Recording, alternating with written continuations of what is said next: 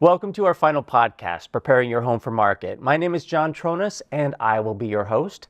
To my left is Julie Tronis. Julie is a realtor and broker for a prominent firm in the area, RE/MAX Results. She has sold over 1,200 homes, and she often ranks in the top 1% of realtors in Minnesota, nationally, and globally. She will share valuable ideas to prepare your home for the market.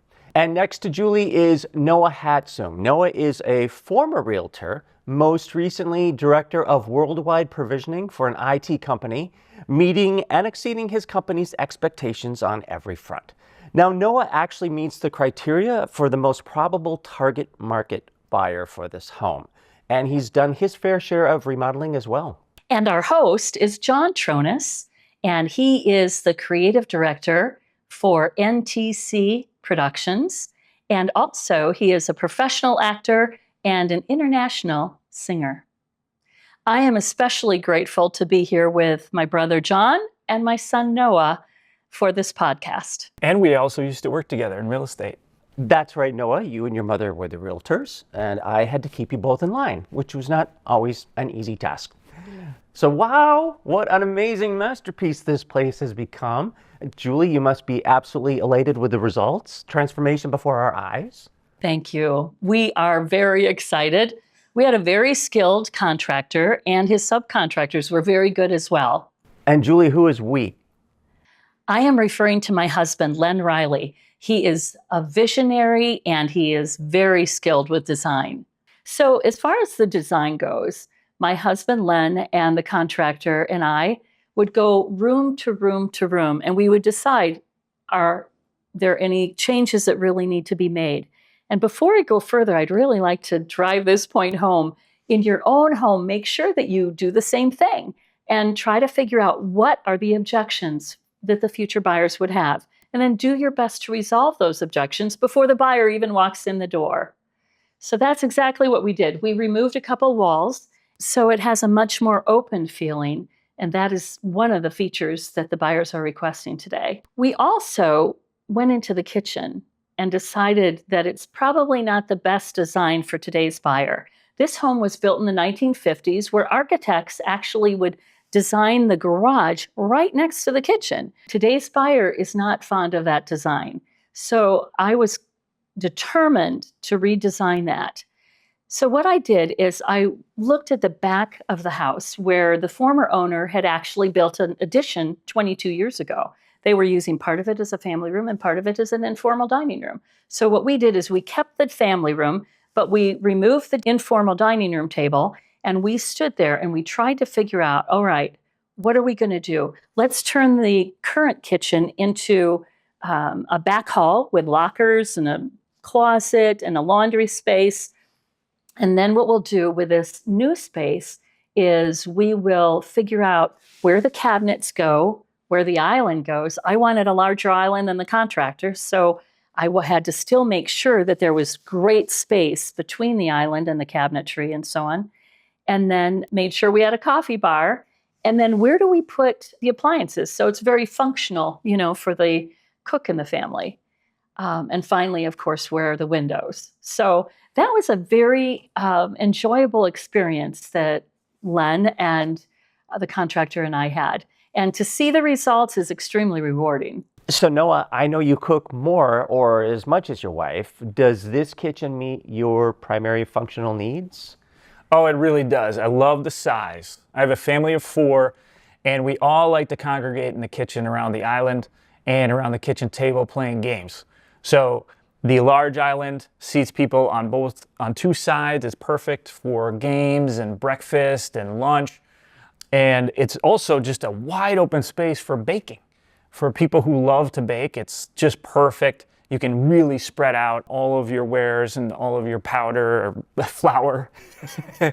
And then for large meal prep, when you're entertaining, because you have now a perfect set of different spaces on this floor to entertain all your friends and family. There's just an expansive space to not only cook and prep, but also to lay out all of the food items and still clean and prep and cook while people are having their charcuterie board or whatever it is. And then you've got the coffee bar, which is also a cocktail bar later in the day. But my wife and I always like to have coffee together in the morning. And having that little coffee nook is just a perfect space to still have our cool coffee maker out, but it's organized, put away in a nice little bar. And later we can have our cocktails there, mixing those up. It's just a perfect little bar space right in the kitchen all together. And I know you asked about the kitchen, but I'd like to highlight some other things. I especially appreciate the epoxy floor in the garage. It's a simple thing, but for cleaning up after woodworking or in the winter with all the salt and the sand that comes off and the ice and everything, it's easy just to brush off or to sweep off right on the epoxy floor, and you know that it's not going to get corroded. It's these simple touches that make a huge difference in a home, and you've done that in every one of these different spaces. Speaking of that, you enlarged the shower and the bathroom space in the primary suite, which makes a spa-like feel. The large tub is just gorgeous, and my wife would like it. She probably wouldn't use it, but she liked to look at it and feel like she's in a spa, right? And I like the enlarged shower because now I'm not going to be hitting my arms, my long, dangly arms on the walls. Rather, I've got the space in the shower. So it's just a beautiful space up there. Nice private oasis upstairs. Now, coming down to the lower level, I love the back room because it's perfect for my theater space and a little arcade and a bar.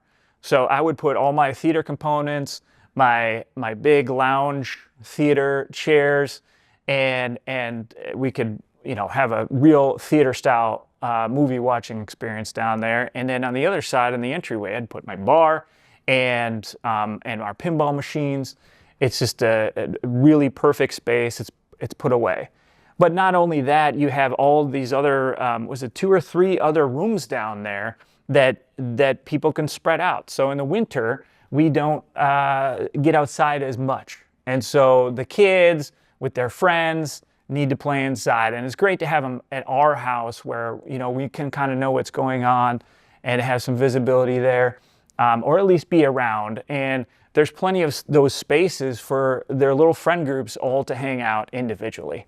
So it's a great wide space. We've got plenty of space up here to be around when the kids are downstairs with their friends. Those are some of the key highlights I wanted to share about how we experience our space and our friends experience the spaces in their homes. Wonderful. So Julie, I have a question for you. Why did you place the laundry on the main floor when it seems like so many buyers nowadays want the laundry on the second floor where the bedrooms are? Very insightful question. So many buyers do want the laundry on the upper level because, of course, that's where their clothes are, that's where the bedding is. But I think if they can think outside the box for a moment, it could be helpful.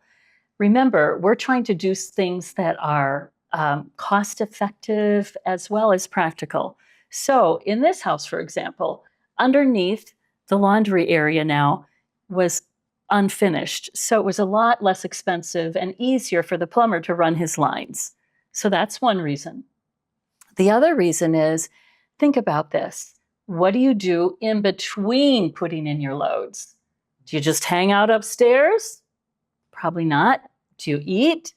Do you bake? Do you cook? Do you watch your favorite cooking show? Do you visit? What are you doing during that time? And so I think it actually makes more sense to have it on the main floor, a little more practical, a little more functional. And you can imagine, instead of always saying, "Did you hear that? Did you hear that buzzer? I think I heard the buzzer. Who wants to run upstairs and check and make sure that the clothes are done?" No, and then your family is like, "What buzzer?" So I think it's best to just have it on the main floor. It's so much more functional in my thoughts. Yeah. Julie, why don't you give us a brief summary of the project? First of all, I would like to allude to something that Noah had mentioned. This home actually had 2 large spaces in the lower level that were not finished. And so we thought about that, and we thought about how important it is to increase square footage. A lot of buyers will assess value based on the square footage calculations. All right, now to respond to John's question. I am going to need to look at my notes because we have done a lot with this home. As far as the interior goes, we have all new windows on the main and the upper levels, new furnace and new air conditioning system. We painted the entire home and garage, including the epoxy floor in the garage that Noah alluded to.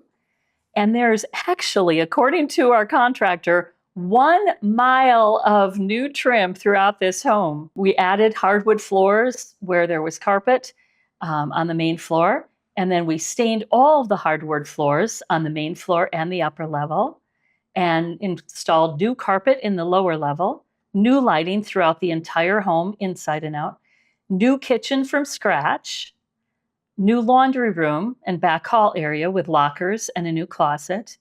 We removed walls, and we gutted 4 out of the 5 bathrooms and remodeled the 5th as well. We created 2 additional rooms in the lower level, potentially a craft room and a potential theater. Wow, that is quite a list. Are there any other final tips, Julie?